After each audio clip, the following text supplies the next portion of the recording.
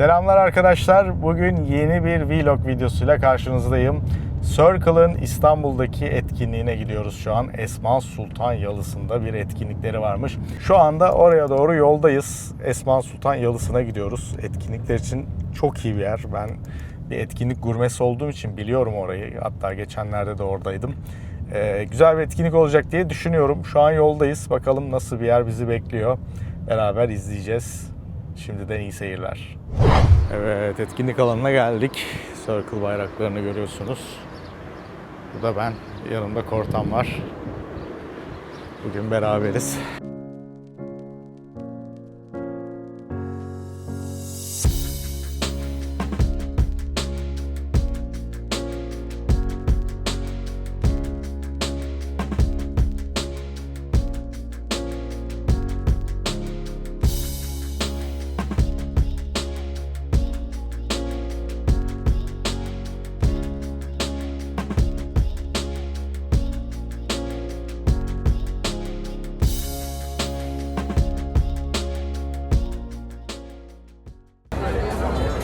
Evet, etkinlik alanına girmiş bulunuyoruz. Gördüğünüz gibi bayağı keyifli bir yer. Güzel İstanbul'un boğazının tam önünden sesleniyorum sizlere. Circle nedir bilmeyen arkadaşlarımız varsa dünyadaki en büyük stablecoin şirketlerinden biri. Stablecoin ekosisteminin falan hepsini Circle'ın CEO'suyla bugün konuşacağız. Bir röportaj yapma fırsatım olacak. Neden İstanbul'da yaptılar, neden Türkiye'de yaptılar konusuna gelince ben de merak ediyorum. Hatta bizzat soracağım. Sanıyorum cevap aslında belli. Çünkü Türkiye stablecoin kullanımı ve kripto para kullanımı konusunda dünyada öncü ülkelerden bir tanesi. Bakalım röportajda bizleri neler bekliyor. Hi Jeremy, welcome to Istanbul. Yeah, thank you, man. Did you like here? Oh, I love it. It's amazing. It's an incredible city. Nice. Welcome again. It's a pleasure to talk with you. I have some questions about Circle ecosystem. First of all, I will start with Turkey because Turkey is a dynamic fintech ecosystem, and what makes it important for market for the future of digital markets? Yeah. I mean, look, it's all in the numbers. We see today that Turkey is one of the most advanced countries in the world in terms of blockchain adoption, stablecoin adoption, building on this infrastructure, enthusiasm for the blockchains themselves, and so it's very clear. And so that's already shows up in the numbers that people see in the world. I think it's a very exciting market because there is so much entrepreneurial enthusiasm, and so my own belief is that inventing this new internet financial system, inventing the agentic economy, all these things is going to come from people starting new things. Yeah. It's going to come from people creating. Maybe they're creating from within their company, but it's people starting new things. And I see that spirit here so much, and that makes it a very attractive place for a company that's building platforms for people to build on. Understood. Thank you. So I'm coming to the second question. So Circle's mission is building an internet financial system. So what does that mean in practice for people and businesses? Yeah, I mean, the way I think about this is, if you think back to the way the internet has changed people's lives and it's changed the possibility for business, it's broken down barriers. It's made it much easier to access information or communications or education. And all these things, or to publish and use software, all these things have become much easier. And that's transformed what it even is to build a business. It's transformed the access that we have as humans to all the knowledge in the world. So these are these huge transformations. My belief is that the internet financial system and this infrastructure is going to have the same level of transformation, but on how we participate in the economy. Yeah. It's going to create more opportunities for people to participate in the economy, to share their labor and their value. To invest their wealth and to earn their wealth. It's going to create democratization in terms of access to those things. And I think it will, just like the internet has kind of connected the world in terms of information and media, I think that the internet financial system is going to connect the world more deeply economically. I think that's a very powerful thing. It creates strength, and that increases what I call economic velocity. And when economic velocity increases, prosperity increases. So I think at the end of the day, this technology can increase global economic prosperity for the average person, for the average household, and for the average business. Okay, thank you. So my next question is about some regulations. How do frameworks like Genius Act and MiCA help build trust in digital money? So I think having these regulations is critical because what it does is it essentially says this is now a legitimate legal form of electronic money.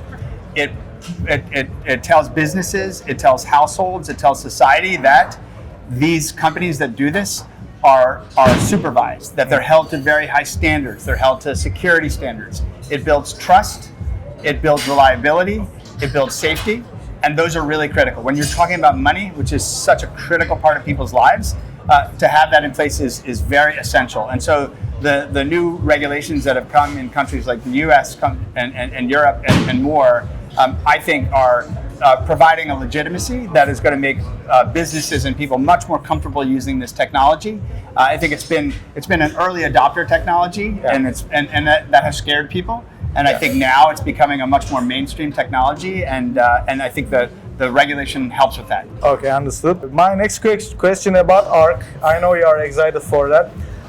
You're building ARK, a blockchain purpose built as an economic operating system. So in simple terms, what problem does it solve? I've been working in the blockchain technology space now for over 13 years, and I think we've seen blockchain technology mature from the very basic technology that Bitcoin started with to technologies like Ethereum that improved it, made it programmable, but still very slow. And then we've seen additional blockchains that improve performance, improve speed. Now we're entering into a new chapter. Yeah. And in this new chapter, we actually want the world's actual money, and we want the world's actual financial contracts, and we want the world's assets to all be built on this infrastructure. And I think our view is that we need a new infrastructure layer to do that, one that can provide the assurances that are needed, that this is safe, reliable, compliant, and also, of course, there's technology things that we need. We need to be able to solve for privacy and security in different ways.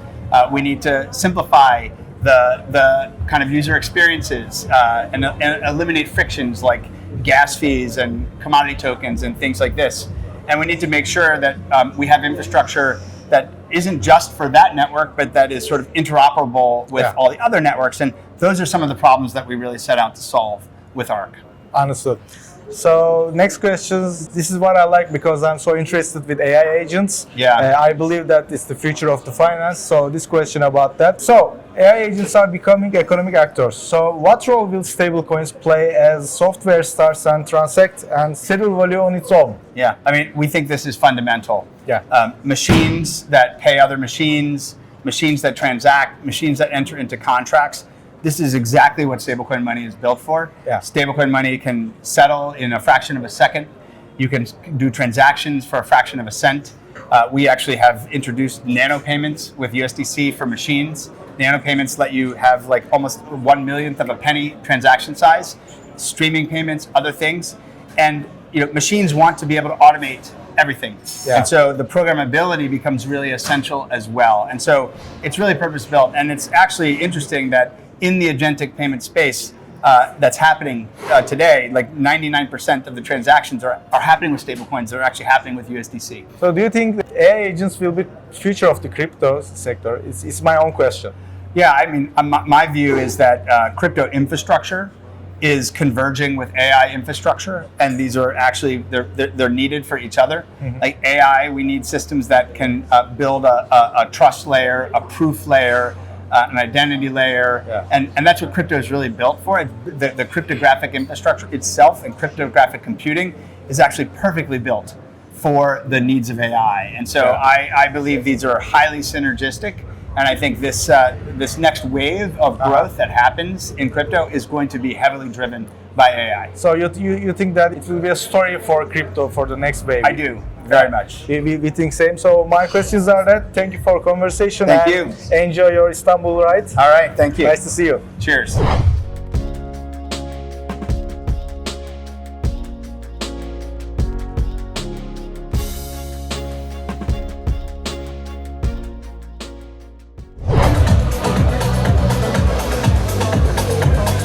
Böyle bir ortam var. Ortamı da size göstereyim.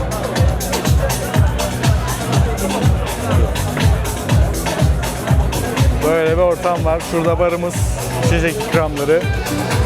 Şurada çiğ köfte veriyorlar. Şurada tam emin değilim ama gidip kendi elini çiğ köfte falan alabiliyorsun. Evet, bir etkinliği daha kazasız belasız atlattık. Kortan ne diyorsun? Kaç puan etkinlik? 10 üzerinden 10 her şey harika. Evet, her şey süper. İkramlar. Ben bir şey yemedim. Genelde bu tarz etkinliklere aç geliyorum ben. Çünkü yani geliyorsun, 2 lokma bir şey veriyorlar, aç kalıyoruz falan. Ben de dayanamıyorum.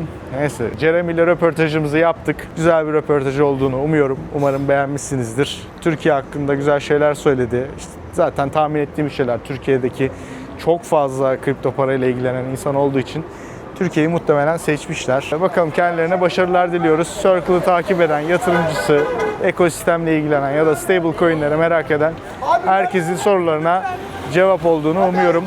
İzlediğiniz için teşekkürler. Çıkmadan bir beğeni atarsanız da ayrıca sevinirim. Görüşmek üzere.